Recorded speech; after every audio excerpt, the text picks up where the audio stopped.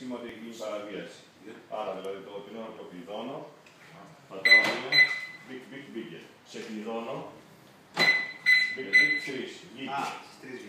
Αν πάω να το πάρω και μου ανάψει 5, με 5 χτυπήματα, θα πει ότι έχει χτυπήσει για κάποιο λόγο. Ωραία.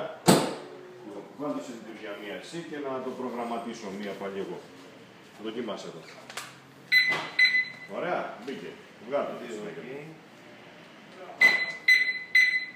Εντάξει, βγήκε. Το κουμπί αυτό είναι και πανικός. Πατάω, ξαναπατάω, σταματάει. Εντάξει, εδώ μία να προγραμματίσω.